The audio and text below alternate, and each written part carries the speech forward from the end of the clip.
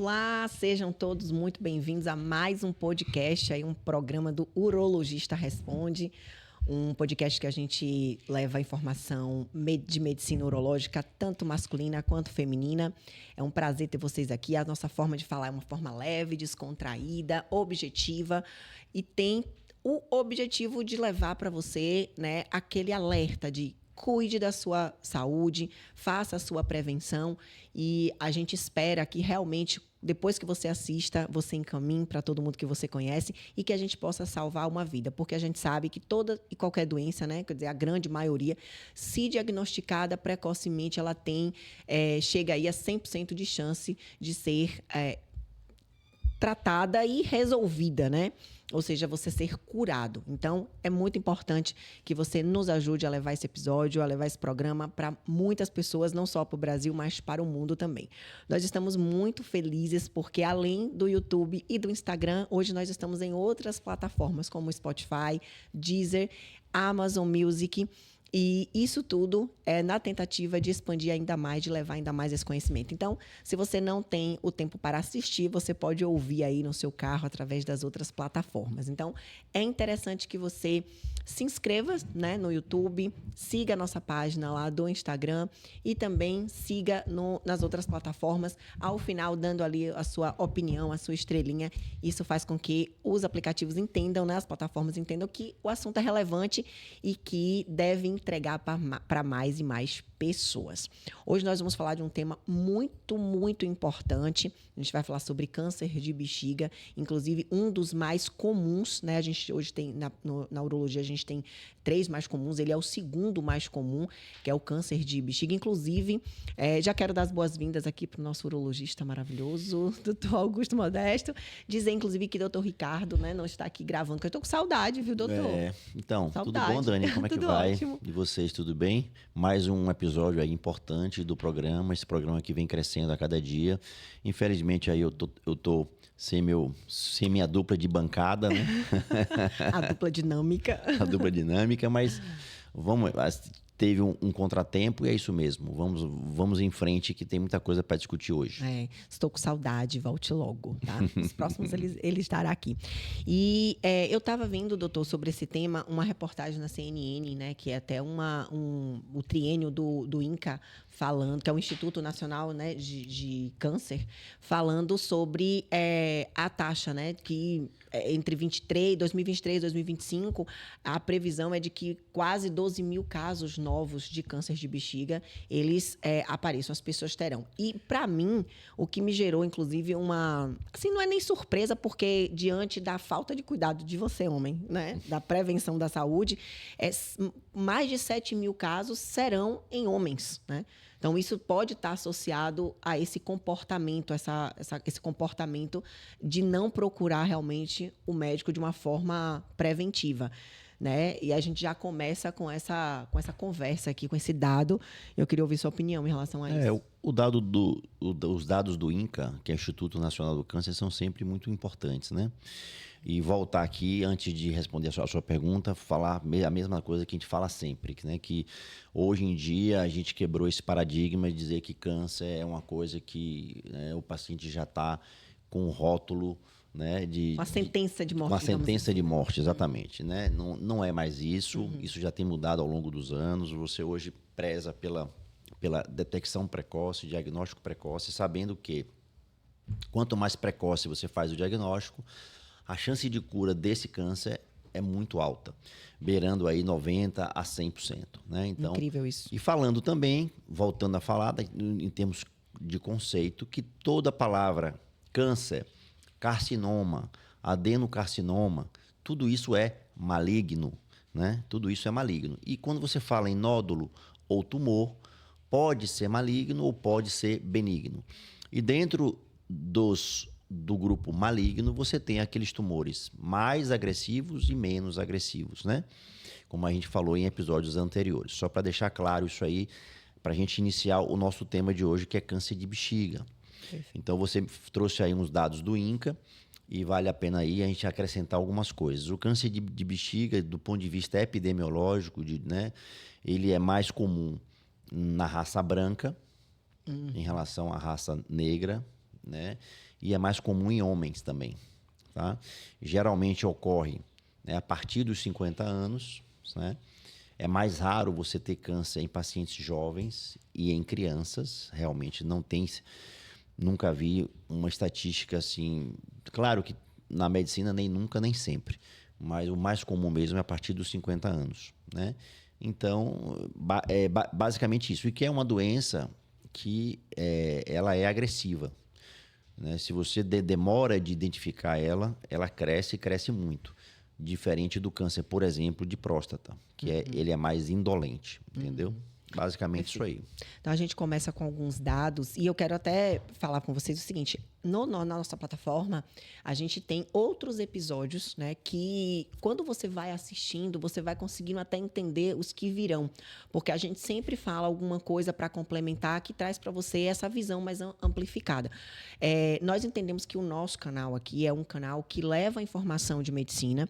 Inclusive, por isso, a gente tem feito alguns episódios especiais trazendo outros profissionais para falar de assuntos ou correlatos com a urologia ou assuntos, né, que trata, enfim, que fala de medicina, que fala de saúde e de prevenção. Então, se você quer, a gente falou, inclusive, num episódio passado sobre câncer de rim, um episódio incrível, muito didático, que você começa a assistir, você não vai querer deixar, você não vai parar, porque é muito envolvente, porque a forma como, inclusive, os urologistas aqui, tanto o doutor Ricardo como o doutor Augusto, eles trazem uma forma muito didática.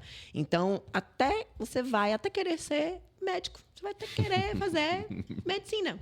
Porque eu vou te falar, eu tenho saído daqui, eu digo, será? Mas, assim, é uma verdadeira aula. E é esse nosso objetivo, porque eles falam assim, nós falamos para você paciente, né? Para você, amigo.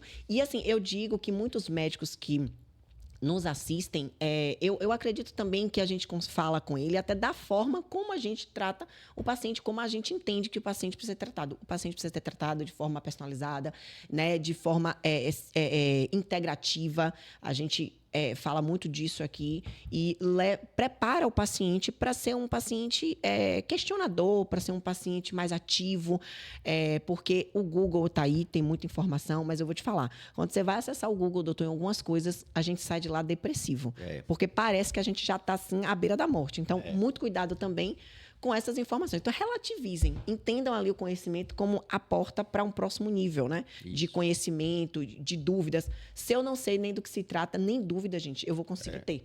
Então, é muito importante. E geralmente, esse nível de profundidade você vai ter com o especialista. Perfeito, isso. Hoje, a medicina ela se estratificou de uma forma e se tornou tão complexa que hoje você tem médicos que cuidam só de determinada doença. Né? Diferente na época que eu formei. Por exemplo, isso não existia. A coisa foi só piorando, né? Então, hoje você... como a Dani falou, a internet, o Google, ele pode ser assim, uma porta de entrada para você ter noções básicas de alguma coisa. Agora, você vai aprofundar aquilo com o especialista daquela área. Sim, entendeu? Perfeito. Então, é isso aí que é a ideia. Se Ricardo tivesse aqui, ele ia dizer, quando você falou da sua área, do seu tempo, na verdade, né? Lá do meu tempo, ele, deve ser muito... 40 anos atrás. Eu preciso, ele não está aqui, mas eu preciso lembrar dele. Você lembrar. Exatamente. Vou ficar com ciúmes, hein? Vamos lá. Eu quero dizer o seguinte, nosso podcast hoje sempre a gente divide para ficar bem didático, então a gente vai falar aqui sobre o que é, né? A gente precisa começar com isso, o que é realmente esse câncer de bexiga. A gente vai falar sobre sintomas, fatores de risco, diagnóstico, né? Prevenções, tratamento. Obviamente que é um tema que sempre tem muita coisa para se falar. As perguntas, a gente pode mandar lá no nosso Instagram, @urologistaresponde.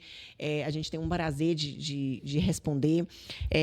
E, obviamente, trazendo aqui pontos importantes, porque, de fato, é complexo. A gente ia passar aqui muito, muito mais tempo. E o que a gente quer trazer aqui são noções, coisas, né, bem objetivas e focadas para que você, inclusive, tenha vontade de se tratar e de procurar mais informações, tá certo? E a gente coloca uma dinâmica muito legal de falar que é o ping-pong da prevenção, onde eu pergunto alguma coisa para ele e ele fala assim de forma objetiva. Claro que ele é sempre maravilhoso, então a gente pede ele tá de 2, 3 dicas, 4. Nunca tem só uma, né? Nunca tem só uma. Mas o que importa aqui é que a gente consiga passar o conteúdo. Às vezes a gente passa um tempinho a mais, assim, mas o importante é a gente trazer realmente conteúdo de qualidade. Esse é o nosso objetivo, tá? E quero agradecer aqui, meu Deus, nosso patrocinador Saúde Conecta, né? É uma empresa de concierge médica e que trata os pacientes desde a consulta, a marcação da consulta, até o pós-operatório, né? A gente sabe que médicos, eles atendem em diversos lugares e tem aqueles pacientes que são fiéis, que querem ser cuidados. E é difícil o médico ficar tratando com o paciente onde ele está, onde ele vai atender. Então, o Saúde Conecta faz o quê? Acolhe, abraça esse paciente e direciona ele sempre para onde o médico vai atender, dando ali informações de pré-operatório, dando entrada em hospitais. Então, tem um QR Code aqui na tela, você pode apontar o seu celular, fazer o agendamento desse número e caso não precise agora, mas no momento oportuno já está lá. Então, coloca Saúde Conecta, coloca lá o urologista responde, doutor Augusto, Ricardo, vocês vão encontrar lá um atendimento bem acolhedor, né, doutor? Exatamente, eu acho que isso aí é o ponto de tudo. Eu queria agradecer a Saúde Conecta, esse trabalho que a gente está fazendo aí já deve ter um pouquinho mais do que 6 meses. Sim. Né? E é uma ferramenta importante, porque vocês fazem toda essa parte de atendimento, né? Seja por online, seja por telefone mesmo. E o paciente ele se sente amparado, né? Ele se sente assim, ele ganha confiança no tratamento que você está dando a ele.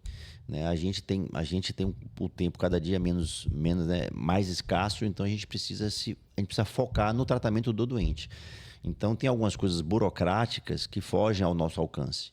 Então a Saúde Conecta tem feito esse papel e, por sinal, de excelência. Muito bom. Que depoimento, viu? Vai ter corte aí. Vamos lá. Então, a gente vai começar agora a adentrar aí no nosso tema, que é o que é câncer, né? Então, para começar, doutor, eu queria, assim, o que é exatamente o câncer de bexiga? E ele é comum? Como é que ele se desenvolve, né? Acho que para a gente começar, é importante a gente abordar essa parte. Então, o câncer de bexiga, como todo câncer, né? Ele ocorre por uma alteração no crescimento celular. Né? Todo câncer é assim. Você tem um crescimento desenfreado, descontrolado por alguma coisa genética, né? Do seu gene, que você descontrola aquela arquitetura, né? Do tecido, no caso aqui bexiga, e aí você começa a formar muitas células ao mesmo tempo. E aí você cria o nódulo, a lesão, né? O câncer, né? Propriamente dito. E se dá na bexiga. E aí você tem alguns fatores de risco, né? Você tem algumas substâncias, pacientes que mexem muito com tintas, com alguns produtos, com benzeno, essas exposições durante toda uma vida. Ele pode ter isso aí. Tem alguns casos de câncer de bexiga, onde você tem infecções repetidas, né? Aqueles pacientes que têm cálculos de bexiga repetidos, né? Pode, com o tempo, né, dar um câncer. E, basicamente, o câncer de bexiga hoje, 70% a 80%, eles são chamados de carcinomas uroteliais ou carcinomas de células transicionais. Eles ocorrem nesse percentual, né? Existem outros cânceres, por exemplo, o carcinoma de células escamosas, o adenocarcinoma, que aí representa cerca de 15%, 20% dos cânceres, 15% ou menos dos cânceres de bexiga. Né? E como a gente já falou, a ideia em todo tipo de câncer é você fazer o diagnóstico precoce. Se você faz o diagnóstico precoce, você pega aquela lesão, muitas vezes até incidental, que eu já expliquei o que é isso, é quando você vai fazer algum exame que você detecta em um outro órgão que você não queria ver uma alteração. Se você pega aquele início, um nódulo pequeno, a chance de cura aumenta. Quanto menor é o nódulo, assim, maior é a chance de cura no tratamento do câncer de bexiga. Né? E lembrar também que o câncer de bexiga ele é o segundo câncer no trato gênito-urinário em termos de frequência. Né? Nós temos a próstata, que é o primeiro no homem. Depois você tem bexiga, acometendo mulher e homem. E terceiro, o rim, que a gente já falou em episódios anteriores.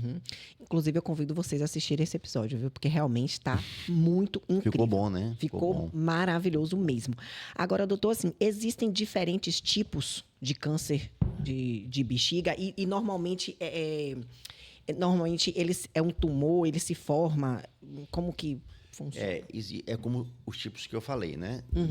80% são carcinomas uroteliais ou de células transicionais e de 10 a 15% são ou adenocarcinomas ou carcinomas de células escamosas. Então, a maioria são de células, carcinoma urotelial, certo? É bem E tem agressivo. os graus, Tem os né? E tá. tem os graus. E é isso que a gente vai, no diagnóstico, a gente vai dizer. Porque eu vou mostrar depois alguns. A gente está já em diagnóstico, não é isso? Não, agora a gente pode falar? Ou você não. quer que adiante isso aí? Não. Então vamos lá. Segura aí um No pouquinho. diagnóstico, a gente vai mostrar umas fotos para vocês e vai ficar claro como é que a gente faz esse diagnóstico em termos de profundidade. Porque a camada, a bexiga, vocês vão ver nas fotos, tem 3 camadas. A camada mais interna, que é a mucosa. Você tem a camada do meio, que é o músculo chamado músculo detrusor. É aquele músculo que faz toda a função da bexiga. Porque a bexiga, se vocês forem ver, analisando, a bexiga, na verdade, ela é como se fosse uma bola, né? Que quando ela está sem urina, ela está vazia. Ela não tem uma cavidade definida. Ela fica vazia. Quando ela enche de urina, ela fica uma bola mesmo. Por isso o nome bexiga. Ela está cheia, né? Então, ali, a função primordial da bexiga é ser um reservatório, né? Ela ficar ali com aquela bexiga acumulada, porque senão, imagine, você ia produzir urina, você ia viver no banheiro. Você ia ter que urinar toda hora que a urina descesse ali. Então, a função da bexiga primordial é você ter uma função de reservatório. Ela acumula a urina ao longo de um período, que geralmente são 3, 4 horas, né? E depois você sente, por questões nervosas, você sente que aquela bexiga está cheia, que está plena, então você vai ao banheiro para esvaziar a bexiga. E aí entra a função do músculo detrusor, que é a camada do meio da bexiga, onde esse músculo você faz uma contração jogando a urina para fora. E aí você tem o ato de micção, né? Lembrando que a mulher, a urina sai pela uretra e a uretra da mulher curta, são 3, 4 centímetros, fica dentro da vagina, e do homem são 15, 16 centímetros, fica dentro do pênis, né? Então você tem o ato de micção, você jogar a urina da bexiga para fora. Então, voltando às camadas, você tem a mais interna, que é a mucosa, você tem a média, intermediária, que é o músculo detrusor, que é o músculo responsável por essa contração, e você tem a camada mais externa, que é a camada de gordura que reveste a bexiga. Ai, que perfeito. Basicamente isso aí.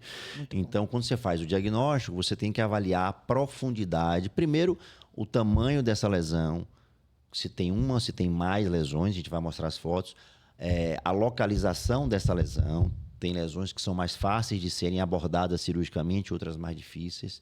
E, principalmente, aí, a profundidade dessa lesão.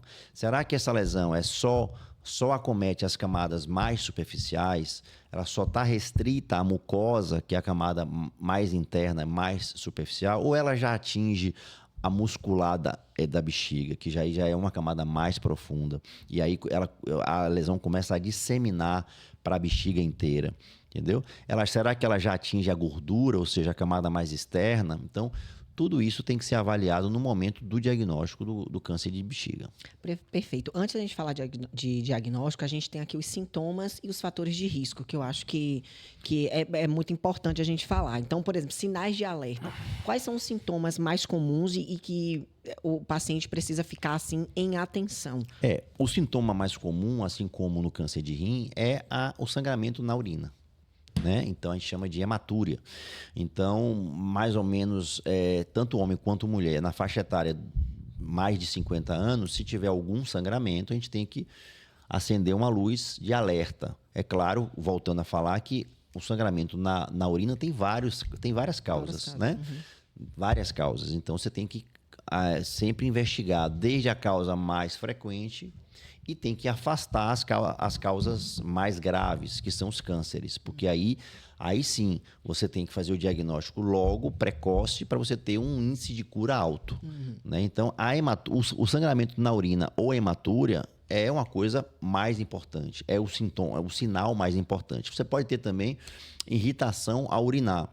Geralmente, quando o câncer está um pouquinho maior, os nódulos estão maiores, o paciente sente uma irritação uma dorzinha a urinar, entendeu? Então, isso pode acontecer. Outra coisa é urinar várias vezes.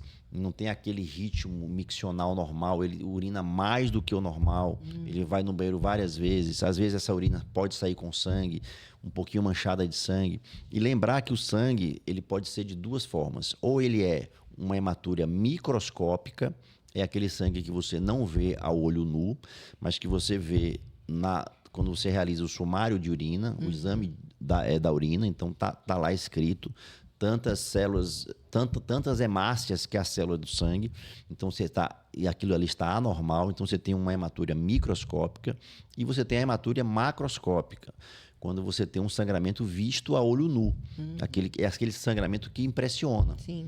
Dentro desse sangramento macroscópico, você pode ter aquele que é leve, que apenas mancha a urina, como você pode ter sangue vivo. Né? Sai mais sangue do que urina. Então, tudo isso aí ele é graduado. Né? E geralmente o sangramento na urina, quando ele é macroscópico, ele assusta muito o doente. Né? Geralmente o doente vai para a emergência, vai para o pronto-socorro, porque realmente assusta e tem que assustar. Sim. Principalmente na faixa etária de mais de 50 anos. Perfeito. Eu costumo dizer o seguinte, doutor, nosso corpo, a gente sabe como ele funciona. Qualquer desequilíbrio, ele merece uma atenção. Merece. Então, assim, é importante que você conheça o seu corpo e você ajuda, inclusive, o próprio médico. Porque você está em casa, algo tá diferente, você começa a observar, não passa.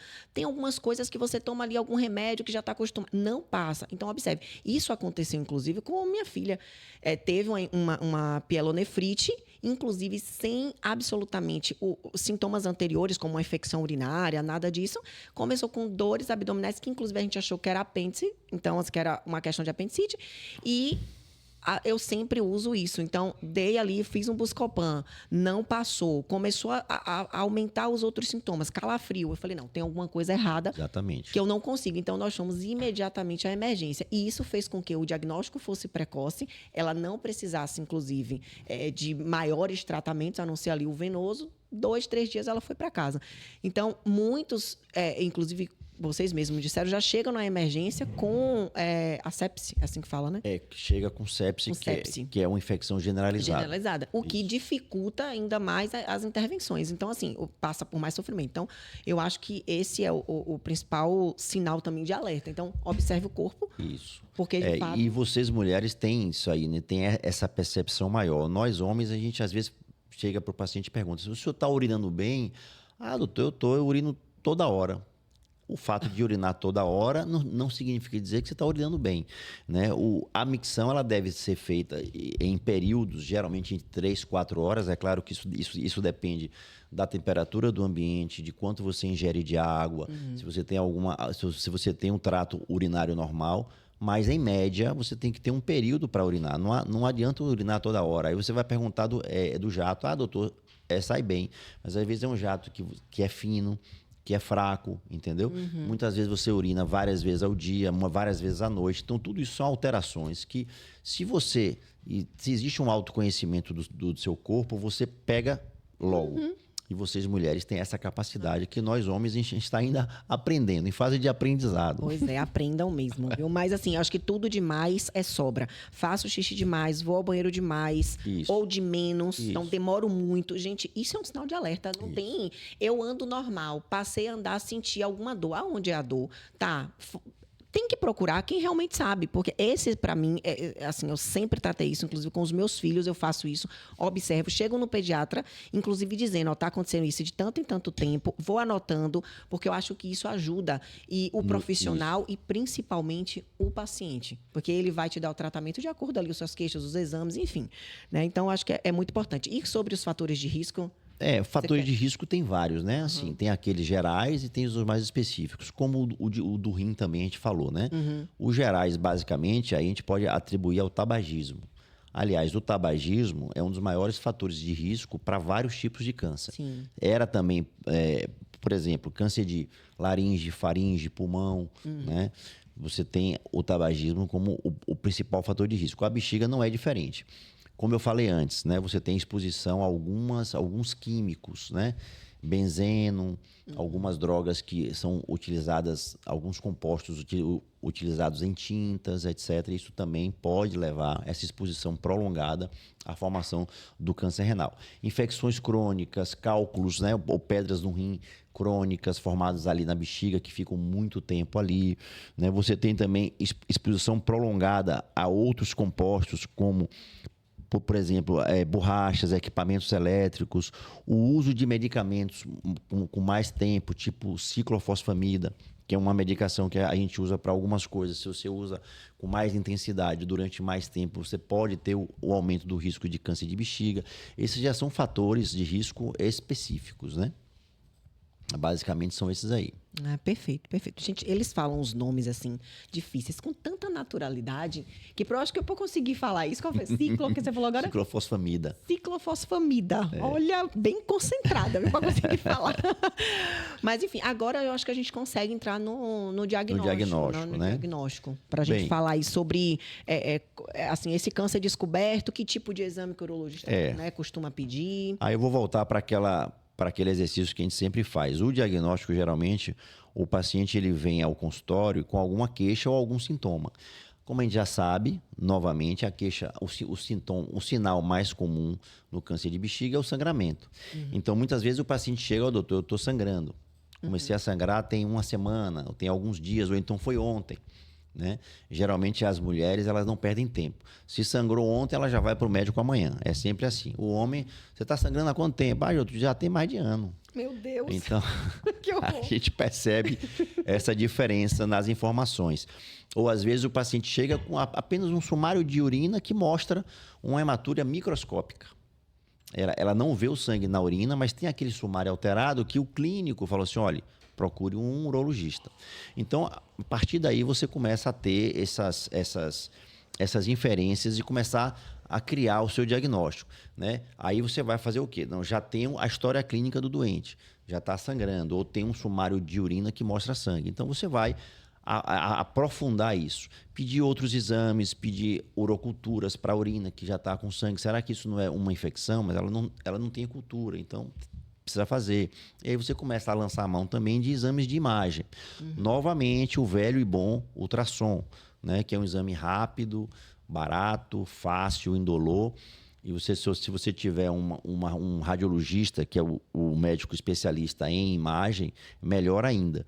Então, o ultrassom, quando ele é bem feito, você consegue diagnosticar nódulos dentro da bexiga pequenos, muito pequenos, né?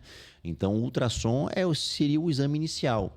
Mas você pode fazer uma tomografia, pode fazer uma ressonância, às vezes fazer uma cistoscopia. Cistoscopia, para quem não conhece, é o exame endoscópico. Assim como tem a endoscopia digestiva alta, que você faz pela boca para ver todo o trato digestivo até a segunda porção do duodeno, que é onde ela pode ir, né? Você tem a colonoscopia, que é também um método endoscópico que você faz através do reto e vai até a terceira porção do duodeno para complementar a endoscopia. Inclusive, esses exames são feitos a partir dos 45 anos, mulheres e homens, né? E um complementa o outro. Geralmente, os dois precisam de anestesia e você faz no mesmo dia. A cistoscopia é um exame endoscópico do trato urinário baixo. Por que baixo? Porque você só consegue ver até a bexiga. Então, você consegue ver uretra, no caso do homem, a próstata, por dentro da próstata, e você consegue ver a bexiga e a saída dos meatos, a gente chama dos ureteres, que são os canais que trazem a urina do rim até a bexiga. Você consegue ver a entrada desses ureteres na bexiga. Além disso, você não consegue ir. Para você conseguir, além disso, você tem que fazer o que a gente chama de ureteroscopia. É você fazer o mesmo exame endoscópico, só que com aparelhos mais finos, onde você entra no meato ureteral, tanto direito quanto esquerdo, e você sobe nesses ductos até os rins. E dentro dos rins, você consegue fazer o que a gente chama de navegação. Você consegue navegar dentro do rim. Você consegue visitar ali o cálice inferior, o cálice médio, o cálice superior, porque geralmente esses instrumentos são instrumentos flexíveis. É como se fosse uma cobra. Ele dobra. Sim. Então, você quer ver o cálice inferior dentro dele, você faz um movimento e ele olha para baixo. Se você quiser ver o cálice médio, você olha mais ou menos retificado. Se você quer ver o cálice superior, você inclina, ele olha para cima. Então, você consegue entrar em todas essas reentrâncias do rim e visitar todos esses segmentos. Aí, isso aí é uma ureteroscopia flexível. Perfeito. Já é um outro tipo de exame endoscópico do trato urinário, mas é um exame mais complexo. Né? A cistoscopia, muitas vezes, você pode fazer sem anestesia, só faz com anestesia local. A ureteroscopia, não. Tem que ser feita no centro cirúrgico ou num ambiente com anestesia geral. Perfeito. Entendeu? Que aí o paciente dorme. Que é o paciente dorme e tudo. E aí, nesses exames endoscópicos, você pode fazer biópsias associadas. De repente, você está ali fazendo uma mastoscopia, viu uma lesão, você vai lá e tira um fragmento. Você está no trato superior, que é da bexiga para cima, numa ureteroscopia flexível, você consegue passar uma pinça bem fininha, mais longa, e vai lá e tira um tumor. Ah, esse tumor é de ureter, esse tumor é de rim, entendeu? Então, você vai lá e tira e coloca.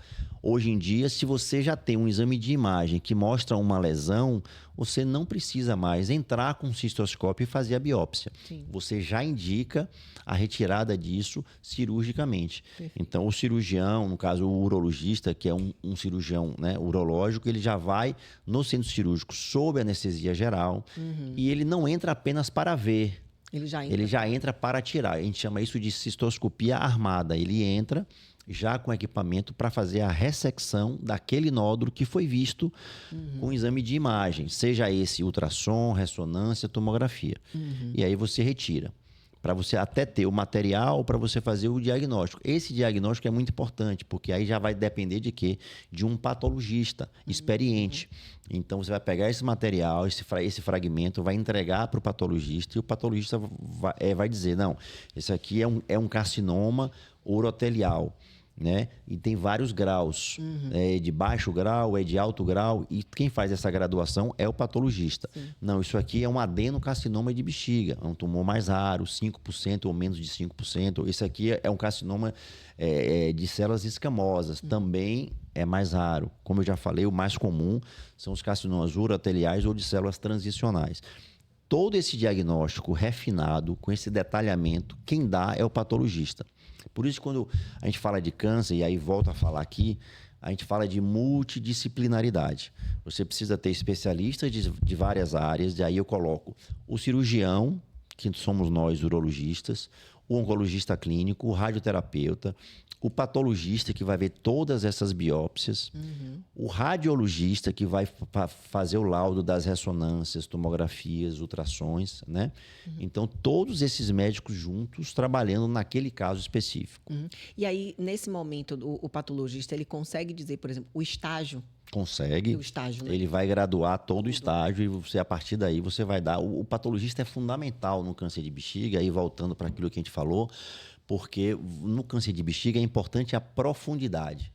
Então, o patologista, através da análise da lâmina, e hoje você tem a imunohistoquímica, que é uma ferramenta importante em câncer de próstata, de bexiga, de rim, ele consegue dar a profundidade e o tipo histológico do tumor.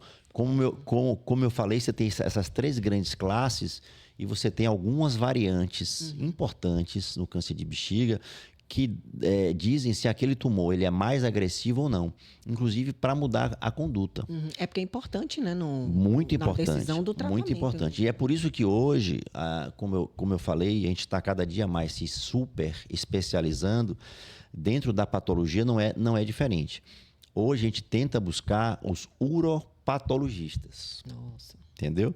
Então, nós temos hoje aqui na cidade, em todo lugar do Brasil, aqueles patologistas que só examinam, que só estudam os cânceres urológicos. Então, eles têm uma expertise para próstata, bexiga, rim, e de repente, para um câncer de mama, já foge a experiência dele. Um câncer de intestino, um câncer de tireoide, um câncer de pulmão, então já não é mais a dele. Então, até os patologistas, eles se subdividem, né, para você ter um diagnóstico mais acurado. Sim. Porque, a depender da classificação patológica daquela amostra, você muda o seu tratamento. Sim. Entendeu? Então, a importância do patologista é fundamental para a tomada de decisão no momento do diagnóstico daquele câncer. Perfeito, perfeito. As imagens que o senhor... Pronto. Vamos agora trazer uma parte de interação. Eu vou acompanhar aqui. Eu tô amando essa parte do programa, viu, gente? Porque, assim, fica realmente muito interessante quando você fala, mas que você olha a imagem e aí você identifica exatamente onde é. Eu acho até que pra gente, né? Pra nós, pacientes, a gente fica um pouco mais e mais preocupado também.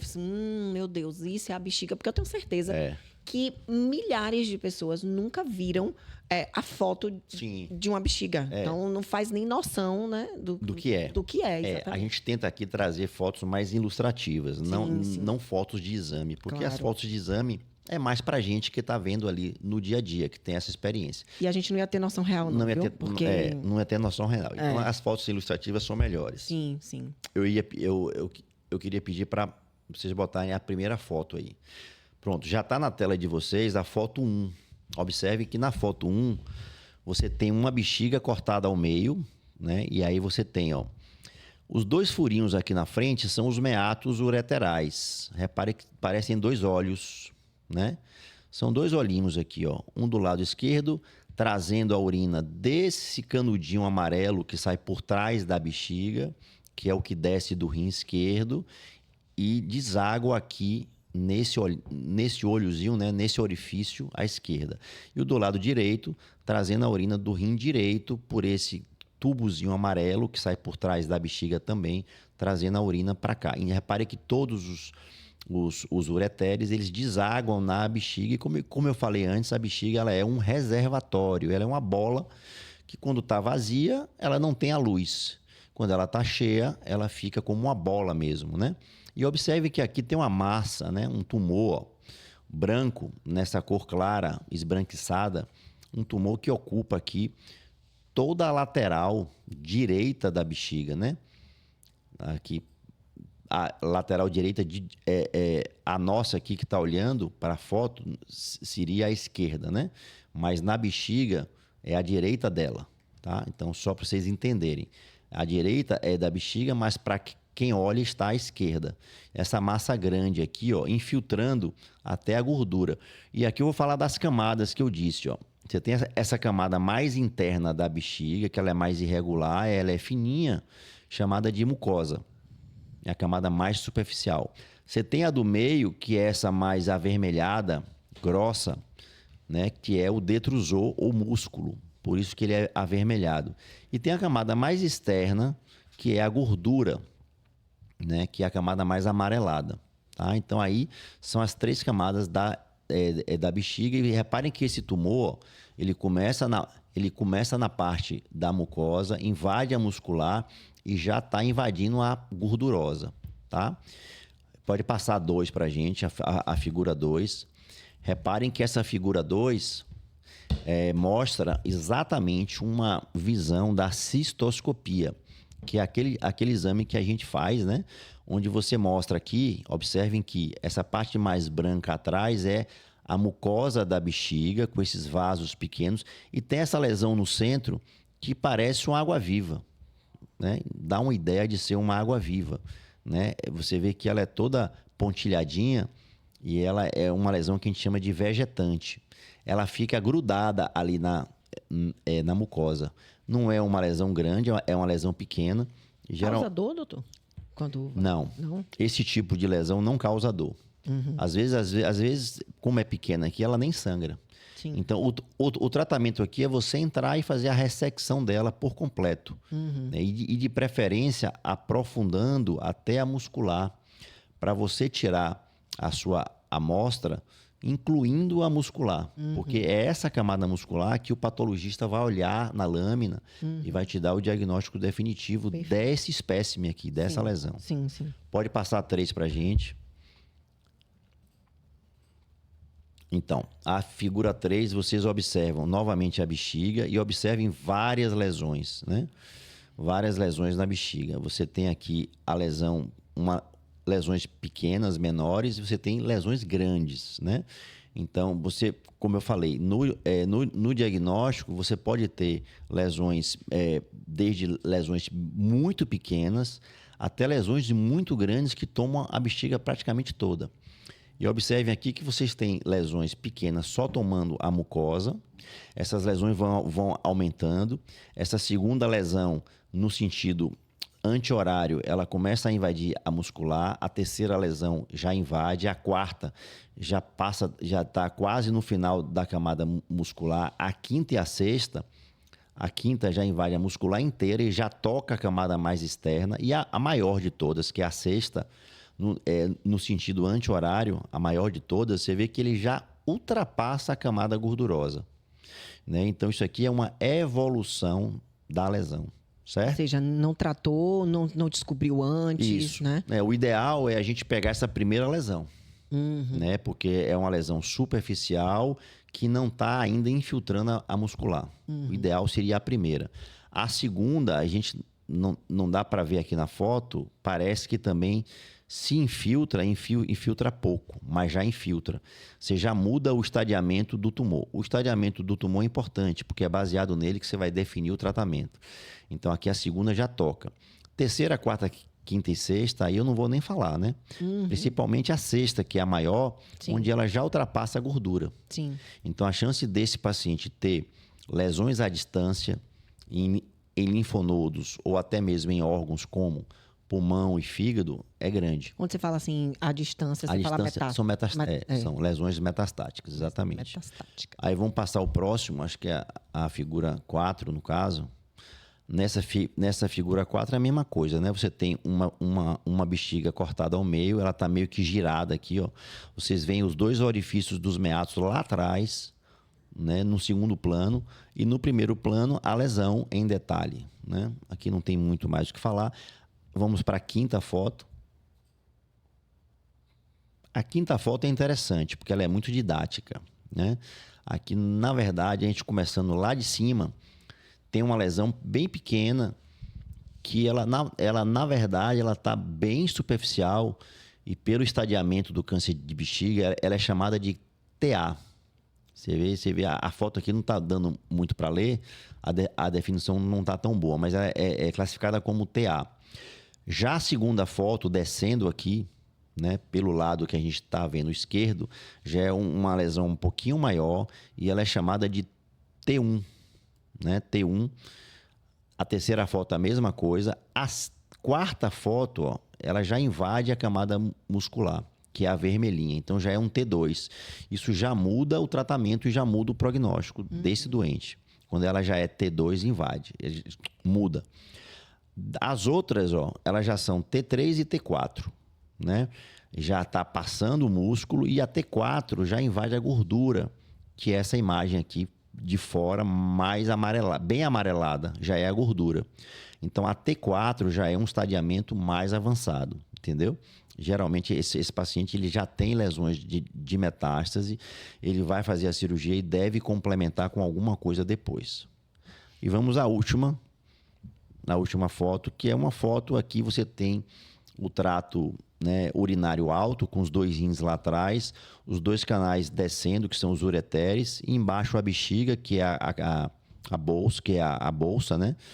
O órgão que é o reservatório, e tem essa lesão aqui, ó, repare que ela é vegetante, ó, ela parece uma medusa, toda irregular, né? E essa lesão, ela nasce da mucosa aqui.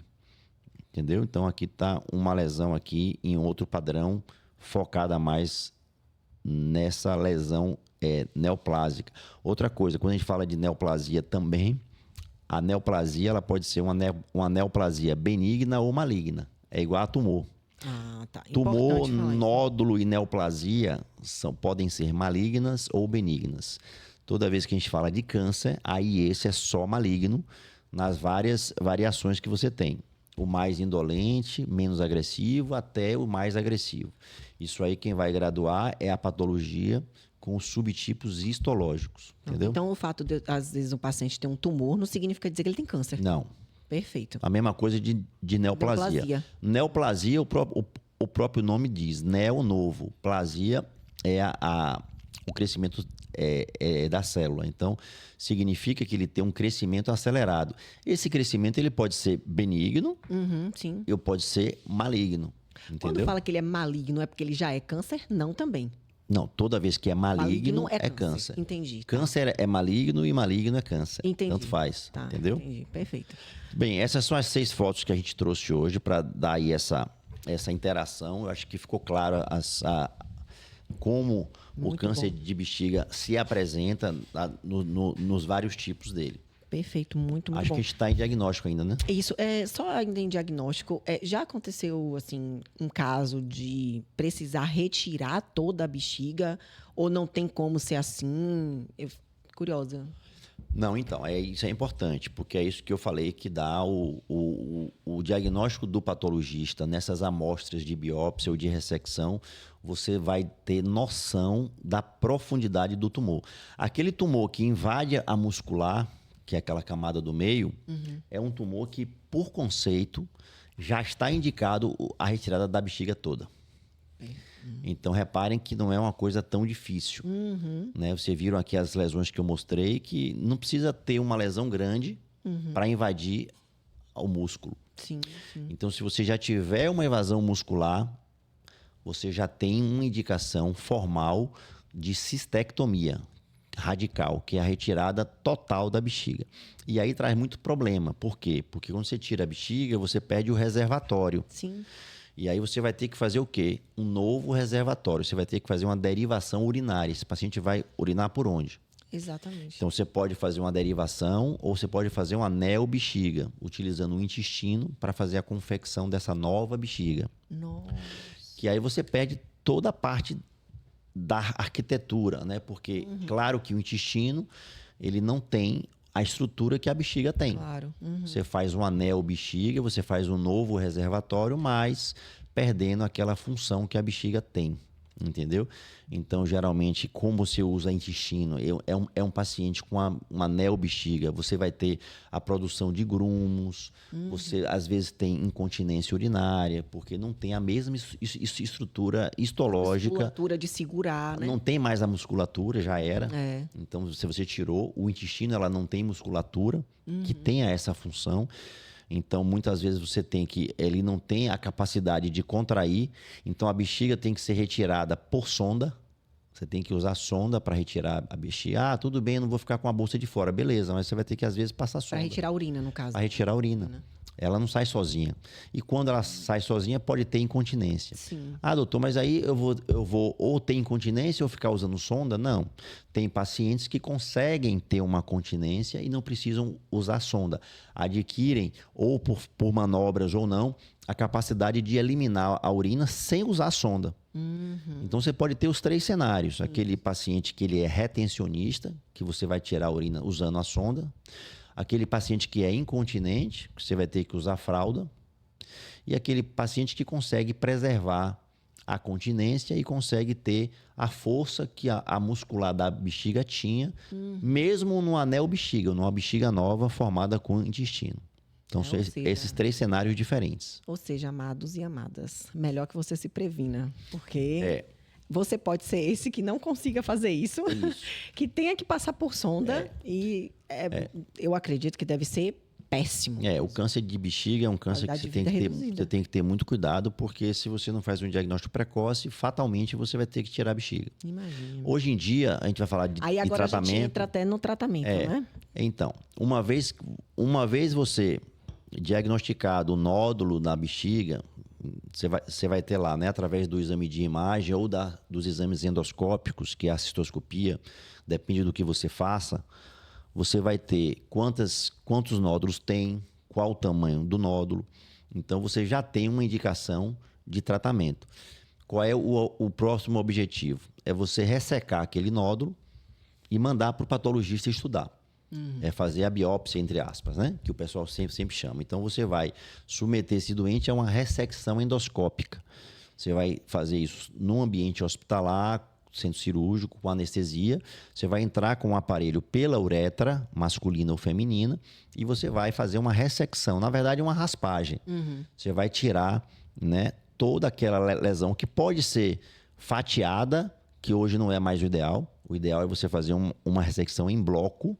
Você consegue fazer, com a tecnologia hoje que nós temos, você consegue fazer uma ressecção em bloco, pegando toda a lesão inclusive aprofundando até a muscular, que é importante para você dar esse espécime para o patologista estudar.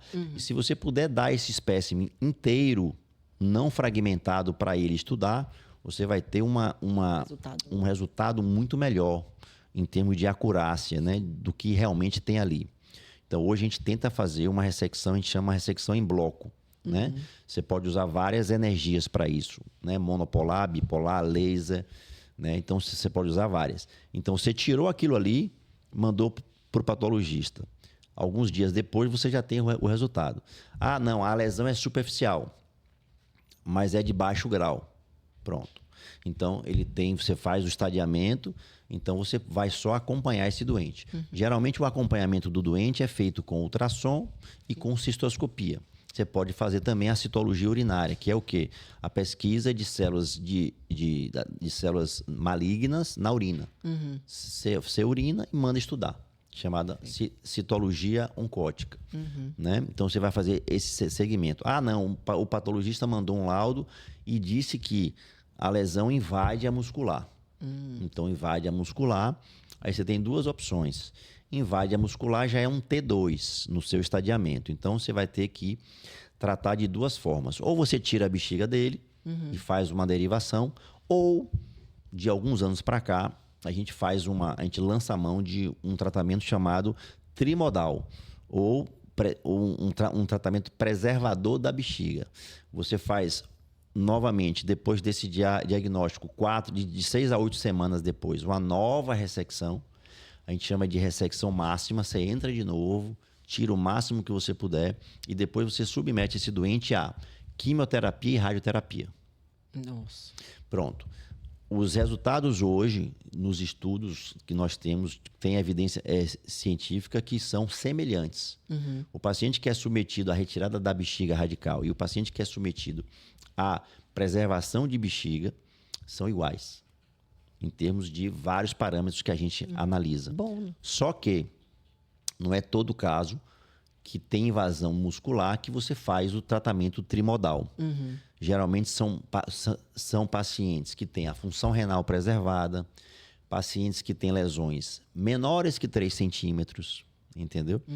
Pacientes que têm lesões que não invadem o meato ureteral, porque isso é outra coisa. Você, a depender da lesão e do tipo de infiltração, você pode invadir a via urinária alta e esse paciente deixar de urinar por aquele rim, porque está obstruído. Né? Aqueles olhos que eu falei nas figuras, que a saída do meato, quando você invade, você obstrui. Então ele deixa de urinar por ali, aquele rim vai ficar dilatado e você, com o tempo, vai perder a função renal. Então, o paciente já não urina por ali. Isso já é um fator de mau prognóstico para o doente que tem câncer de bexiga. Então, muitas vezes, você não consegue fazer o tratamento trimodal de preservação do órgão. Então, você tem alguns pré-requisitos para você oferecer esse tratamento. Não é todos os pacientes. Você tem que ter casos... principal nesse tratamento trimodal é a seleção do paciente. Entendeu? Então, continua sendo ainda o padrão ouro você tirar a bexiga. E aí você pode tirar a bexiga de várias formas. Ou fazer a cirurgia aberta, que é uma cirurgia tradicional, convencional, que é feita muito no SUS ainda. Fazer a cirurgia por laparoscopia ou fazer a cirurgia robótica. Mais uma vez, a cirurgia robótica ajuda muito, porque essas cirurgias são cirurgias que duram aí de 3 horas e meia a 8 horas. Né? E você tem uma morbidade grande. Só para você ter uma ideia, o índice de mortalidade mundial de uma cirurgia dessa é 8%. Nossa. Mortalidade. Eu não estou nem falando de morbidade. Mortalidade é a chance de você morrer. Então, 8% em média. Morbidade aí varia. Né? Tem grupos aí com morbidades de 60%, 70%. E quando eu falo em morbidade, aí tem várias coisas. Você vai desde... abertura dos pontos, você ter que operar o doente de novo, sangramentos, infecções. Então, você tem morbidades várias. Aí você vai graduando os graus de complicação, entendeu? Então, é uma cirurgia que tem muita morbidade também. É por isso que, hoje em dia, a gente sempre preconiza você fazer um tratamento precoce para ter uma chance de cura muito alta. Eu até te perguntar e evitar isso, evitar a cistectomia radical. Sim. A expectativa de cura E, obviamente, a gente está falando numa situação de reconhecimento, de identificação precoce, né? Isso. Então, no diagnóstico, como eu falei antes, você tem que estadiar o doente. Você tem que ver se esse doente tem uma doença localizada ou se já está nos gânglios, nos linfonodos, em outros órgãos. Tá. Se for localizada e é um doente passível de fazer a trimodalidade, você faz e preserva a bexiga. Se não, você tira a bexiga, faz uma derivação urinária, a chance de cura é boa. Né? Mas tudo isso vai depender daquele caso onde você vai fazer todo o estadiamento e vai ver se o tumor está só na bexiga ou se está também já em outros órgãos. Se tiver em outros órgãos, aí a gente está falando de um tumor metastático.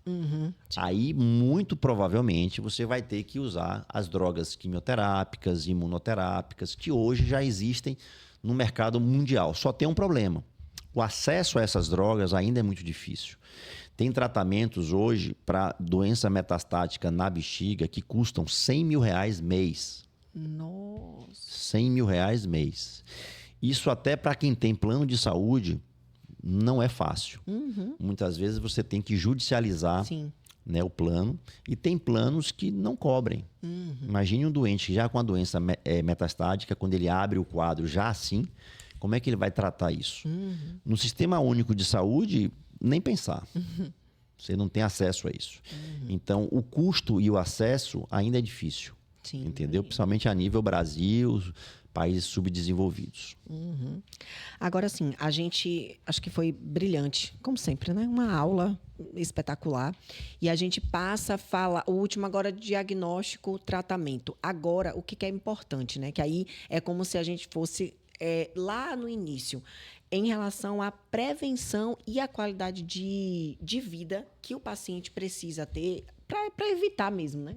E aí, nesse caso, o que as pessoas podem fazer para evitar risco? Eu me lembro, em alguns episódios, quando a gente falou, inclusive, do câncer de próstata, que você falou o seguinte, que o câncer de próstata, ele não se previne. Se você tiver que ter, você vai ter, pronto, acabou. No câncer de bexiga, tem alguma coisa que é possível fazer para prevenir, né? Uma qualidade de vida, enfim. Então, aí entra naqueles fatores que são... Tem fatores que a gente pode modificar e tem fatores que a gente não pode modificar, como em todo tipo de câncer. Quais são os fatores que você não pode modificar? Então, você não pode prevenir. Por exemplo, a raça branca. Quem é raça branca, não tem jeito. Você não vai tem poder um risco maior. mexer naquilo. Sim. No câncer de bexiga, em específico, tem um risco maior. Diferente, por exemplo, do câncer de próstata. A raça negra tem maior risco. Né? Você vê que, a depender do câncer, isso muda. Outra coisa, como eu falei, é o sexo. Sexo masculino, no câncer de bexiga, é mais comum do que sexo feminino. Isso você não muda. Né? Isso aí você não vai mudar. Outra coisa, quando você tem alguma exposição, assim, a não ser que você largue o seu emprego, você trabalha numa fábrica de tinta, você trabalha numa fábrica que tem exposição ao benzeno, a não ser que você mude de profissão, você vai ser exposto àquela droga, aquele agente o tempo inteiro, durante 20, 30, 40 anos da sua vida. Você só vai mudar isso aí se você sair do emprego ou mudar de profissão. Entendeu? Então, você usa, por exemplo, a ciclofosfamida, que é uma medicação para doença autoimune. Então, você só vai parar com isso se você deixar de usar. Então, às vezes, você não pode deixar de usar porque você tem uma doença autoimune que precisa daquele remédio. Então, tem alguns fatores que você não pode mudar, né? Agora, tem fatores que a gente pode alterar. Por exemplo, aí eu volto a falar, são fatores gerais. Por exemplo, obesidade, mais uma vez, entrando aí como um vilão, né? Tabagismo, principal vilão para câncer de bexiga. E principalmente aqui no nosso meio, a gente usa fumo de corda. Né? Você não tem filtro. É aquele fumo bruto. Você pega aquilo ali, corta, prepara o cigarro e você inala aquilo, né? Respira aquilo sem filtro nenhum. Então, o risco aumenta. Então, tabagismo, obesidade, né? E outros fatores, hipertensão, né? Isso aí o modo de você ingerir alimentos, né? Alimentos, por exemplo, enlatados, né? Tem um risco maior. do que você pegar, por exemplo, ingerir alimentos orgânicos. Prática de exercícios físicos sempre melhora, né? Então, tudo isso aí você pode modificar no seu dia a dia. Você vê, né? Quantas coisas que são muito comuns.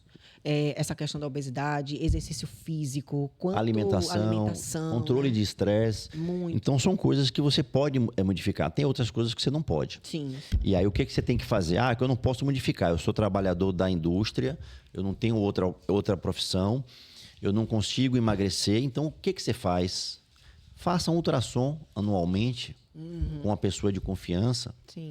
Porque quando aparecer a lesão, se é uma pessoa de confiança e de referência, vai ser diagnosticado. Sim.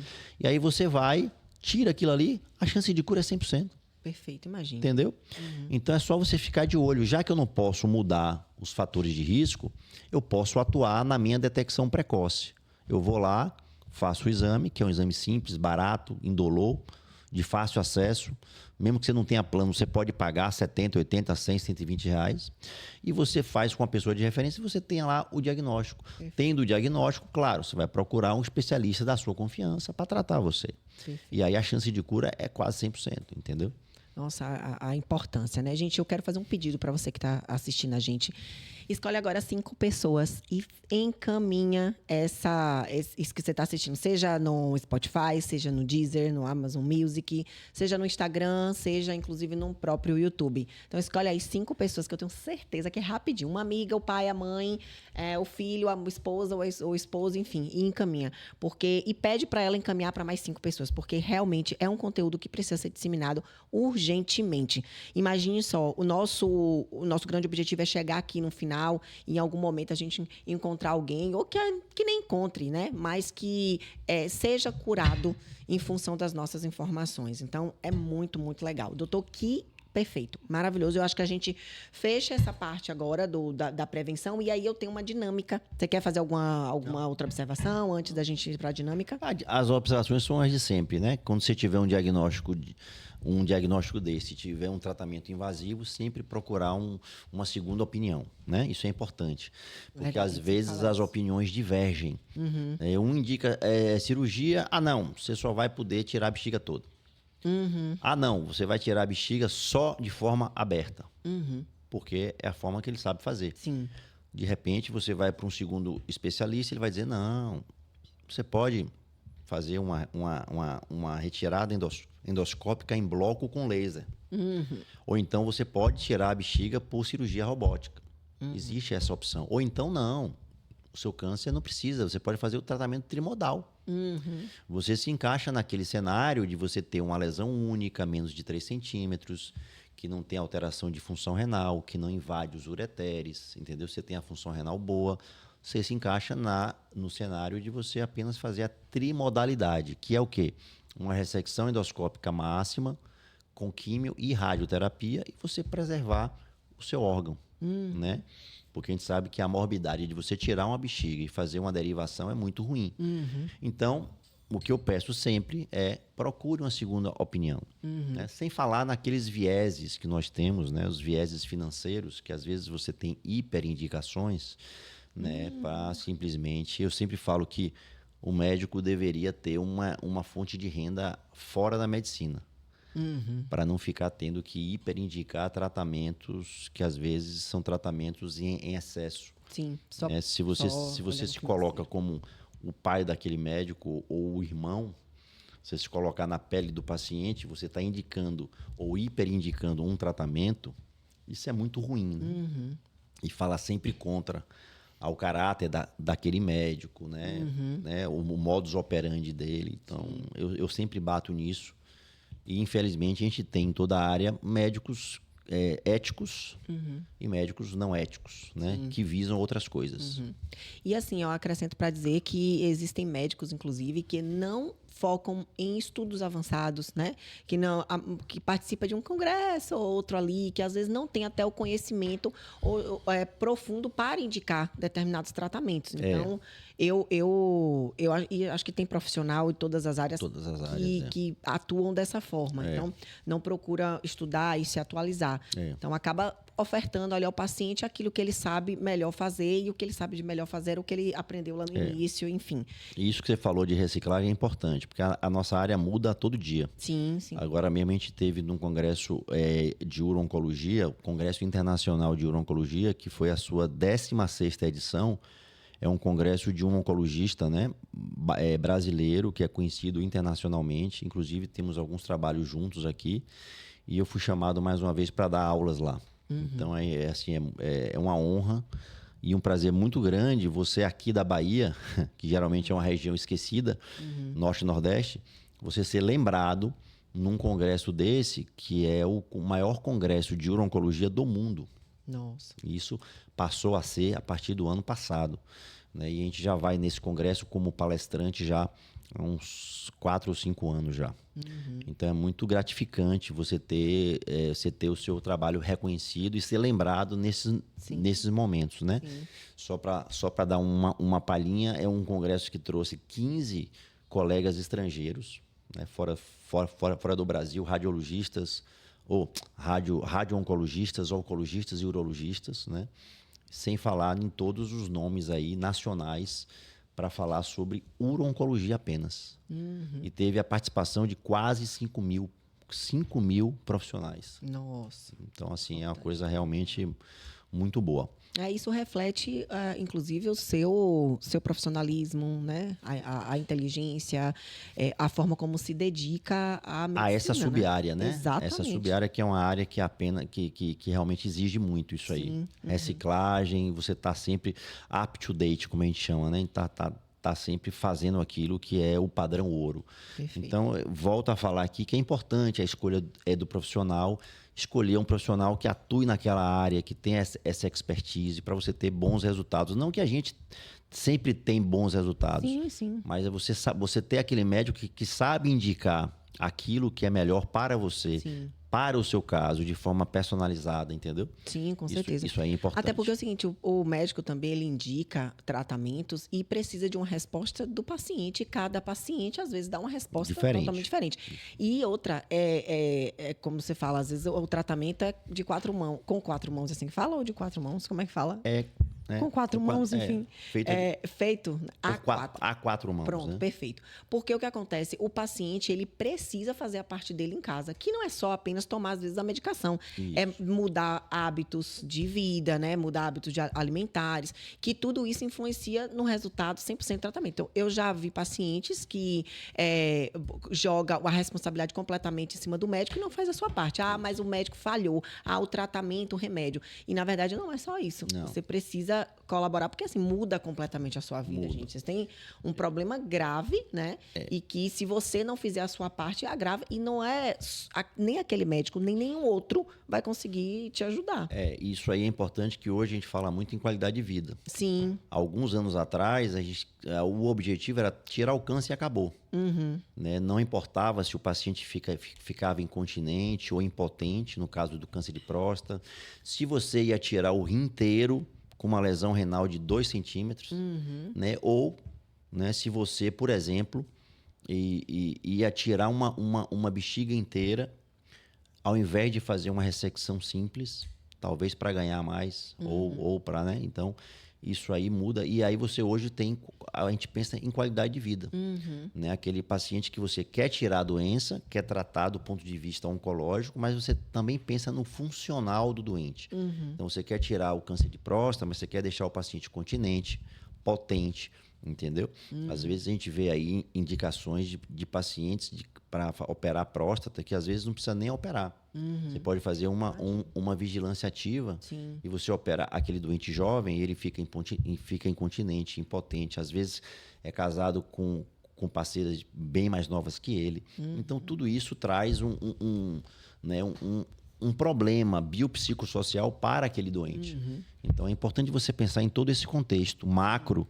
Não é apenas visar ali a doença, a resolução dela, mas pensar num contexto macro que aborda outras coisas, né? Do ponto de vista profissional, familiar, biopsicossocial, como eu já falei. Então, é importante tudo isso. É uma visão diferente que você tem que ter. Sim, perfeito. E agora a gente vai fazer aqui o ping-pong da prevenção. Então, eu faço uma pergunta e ele A gente pede, dá uma dica, ele dá 2, 3, enfim.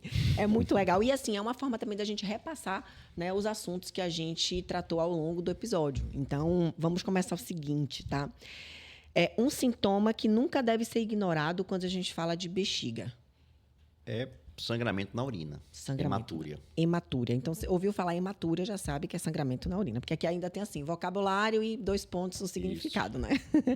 É um fator de risco que quase ninguém liga ao câncer de bexiga, mas que deveria ligar. Tabagismo. Realmente. E graças a Deus, as gerações mais novas, eles estão deixando de usar cigarro. Um grande problema e um alerta é esse VoIP que está vindo aí, né? É, o cigarro eletrônico, né? Como é? Vape. Vape, pronto. Eu nem sei isso porque realmente essa parte aí, vape, né? Então o pessoal hoje está usando os tais vapes aí. E você tem... eu estava lendo outro dia que o risco é bem pior do que o câncer em si. Porque você começa a misturar outras coisas. Então, isso já deveria ter uma legislação mais rígida, porque a gente vê isso aí a todo tempo, né? E, assim, indivíduos cada vez mais jovens usando. Escolas, faculdades, tudo isso. Isso lá no futuro pode trazer problemas piores do que o próprio cigarro. E eu tô falando, não é jovem de 20, eu não tô falando nem de jovem, né, doutor, de 25, não, é tipo 13, 14 anos, exatamente. Ou seja, adolescentes. Entrou naquela modinha, né? Eu me lembro que nos anos 70, você fumar era chique, né? Sim. Dava aquele status, era bonito, era elegante. Né? Caiu por terra essa ideia. E hoje você tem aí os VoIPs, os vapes, os vapes, que o pessoal tem usado muito. E às vezes eles são negligentes quanto ao risco disso. É porque é isso, é chique, né? Chique, Voltou aquela ideia. Voltou a ser chique. Voltou a ser chique, Só que agora modinha, com a tecnologia diferente do cigarro. É no hype. É isso aí. Exatamente. Mas, assim, um exame que pode salvar a vida. Um ultrassom básico, simples, indolor, fácil, de fácil acesso. Um ultrassom bem feito. Perfeito. Uma dica rápida de prevenção que vale ouro. É você passar sempre com seu médico, seja ele um clínico, um generalista ou o próprio especialista, mas você está sempre ali, sentiu alguma coisa diferente, que está fora do seu equilíbrio, que você percebeu que mudou, procura uma assistência médica. Perfeito. Basicamente isso aí. Gente, que episódio maravilhoso. Eu tenho certeza que teve muita informação útil, né? Eu digo por mim, mas represento você, paciente, e tenho certeza que você saiu daqui agora com muita informação que pode mudar a sua vida e pode mudar, inclusive, a vida de quem você gosta. Por isso eu pedi para que você encaminhe pelo menos para 5 pessoas, porque ali, rapidinho, eu acho até que é o máximo que você consegue encaminhar, assim, de vez, para não ter outro trabalho. E a gente, às vezes, é um ato tão simples, mas que, de fato, pode salvar uma vida. Como o doutor mesmo disse, se precocemente identificado, diagnosticado, a cura chega até 100%. Então, imagine você, com apenas um clique, poder salvar a vida de alguém. Isso é muito, muito interessante. E, assim, sempre no final dos nossos episódios, a gente costuma trazer aqui dicas, né? Mas, assim, antes eu quero até agradecer. Doutor, você realmente é muito maravilhoso, muito espetacular. Dizer que Rick, eu estou com saudade. No próximo ele estará aqui. Com certeza. Seu lugarzinho está aqui. Eu estou olhando para ele, estou vendo você. Mas, assim, obrigada mesmo. Eu sempre agradeço. Eu me sinto, assim, lisonjeada em sempre participar desse programa. Aprendo muito. Então, e exerço o que eu amo fazer, porque, assim, apresentar realmente é um hobby para mim. Eu amo estar aqui, me sinto super confortável, porque, assim, a gente faz programa ao vivo, a gente faz programa gravado, e eu acho que o mais interessante é a gente ser a gente mesmo, né? Claro. A gente coloca aqui o nosso jeito, a nossa forma, isso. Porque quando a gente tenta... Tem um propósito, né? Exato. O propósito do nosso podcast é exatamente um propósito voltado para o público leigo. Sim. Né? O público, para você levar informações de qualidade, para ele poder, né, na hora do vamos ver, ele saber contra-argumentar com o médico dele, ele poder sugerir, Sim. ele ter ciência de alguma coisa um pouquinho mais aprofundada. Você vê que hoje a gente trouxe aqui alguns conceitos, algumas coisas até muito técnicas, eu achei. Sim. A gente falou de tipos histológicos, a gente falou de alguns tratamentos mais específicos, mas eu acho que isso é importante. A gente, às vezes, pode ser mais técnico ou menos técnico, talvez usar um pouquinho mais de linguagem popular, outras vezes menos, mas eu acho que tudo isso agrega. Sim, com certeza. Até porque, assim, para trazer também o paciente um pouquinho para o mundo. Para a nossa realidade. Para a realidade médica, porque Isso. existem médicos, inclusive, que falam mediquês lá na hora da consulta, que o cliente sai assim, ó, cri, cri. Tipo, o que ele falou? Eu já tive vários, né, que precisam, inclusive, serem acompanhados, Isso. porque não tem condição de entender o que o médico está falando. Exatamente. Então, eu até, enquanto paciente, digo o seguinte, que vocês precisam também, a cada dia que passa, entender que o paciente está ali, ele precisa sair esclarecido, né? Então, assim, acho que essa ideia de demonstrar tecnicidade através da fala tem caído muito em desuso, porque o importante é comunicar. E se traz muita tecnicidade, acaba não comunicando. E que o outro entenda o que você está falando. Exatamente, né? a comunicação é exatamente essa. Mas, enfim, vamos dar a nossa dica, né? Você quer começar hoje, então? Hoje, quero. Pode ser, vou começar. Nós estamos aqui falando de Salvador, né, na Bahia, mas eu acredito que todos os lugares existem aqueles meses em que tem festas que são mais divulgadas e as pessoas vivem, né? Aqui, por exemplo, em Salvador, é o Carnaval. Então, nós estamos aqui em abril e o que eu costumo dizer é o seguinte, às vezes a cidade em que você mora tem muita coisa cultural, mas que você não valoriza. Então, tem muitos cinemas, tem teatro. Então, a minha dica de hoje é que você procure explorar um pouco mais a cultura, né, do seu local, visitando lugares. Mas eu já fui, por exemplo, aqui, Pelourinho, mas eu já fui. Não, vá novamente, conheça a história.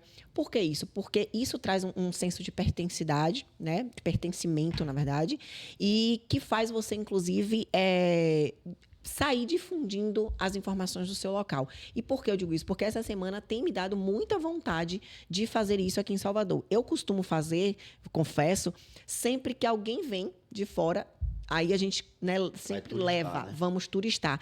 E é uma sensação que eu amo, né? E que a gente poderia fazer mais vezes e não faz. Então, deixa para fazer muito em momentos específicos.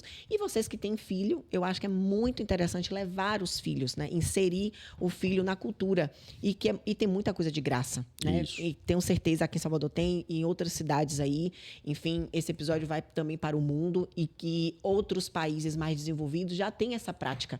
E a gente precisa realmente disseminar e levar a fazer com que isso, porque as gerações a gente consegue uma mudança, às vezes pequena, assim, a cada 100 anos a gente percebe que vai mudando muito o comportamento. Então, que a gente consiga inserir aí a cultura, né? Isso. Como comportamento. E é importante você conhecer a sua cidade, a cidade que você mora, né? Sim, exatamente. Na maioria das vezes você conhece as outras, mas não conhece a sua. Exatamente, porque quando a gente viaja, a gente faz esse trabalho, Isso. né? E a gente volta falando grandes coisas, mas da nossa... Conhece pouco. Exatamente, a gente não sabe. Isso aí a minha dica. Bem, a minha dica hoje é mais leve, né? Eu vou falar sobre um esporte bem bacana que eu tô fazendo, que é o beach tennis. Muito legal. Ele sempre traz esses esportes, viu? A gente já falou aqui de surf ski, né? Sim, A gente já falou aqui de pickleball, pickleball. né? E agora eu vou trazer o beach tennis, que é um outro esporte que esse ano eu consegui fazer com meu filho, todas as terças e quintas, lá na D7. Gente, fazer a eu quero saber propaganda qual a aqui hora pra que ele D7. Das 19 às 20 horas. Tá vendo? E hoje eu tenho aula, eu já estou aqui empolgado pensando na aula à noite, porque é um esporte bacana. Porque, primeiro, é um esporte que não tem grandes impactos. Você pode fazer de toda a faixa etária. Você tem adolescentes de 12, 13 anos jogando, até mais novos. Sim. E desde a homens, mulheres com mais de 60, 70 anos, né? Então, é uma coisa democrática e que você interage, porque você joga com mais pessoas. Sim, sim. Então, e não tem grandes impactos. Se você cair, você tá na areia, Sim. é mais tranquilo. Então, E é um mais esporte fácil bacana. Também, eu gostei das regras. É mais fácil. Diferente, por exemplo, do tênis, que eu já joguei há muito tempo atrás. O tênis te exige mais. Sim. E você hoje não tem como jogar tênis com um senhor de 80 anos. Sim. E também jovens tudo bem, mas senhores de 80 anos eles têm mais limitações. O beach tênis não. A curva de aprendizado é fácil, é tranquila.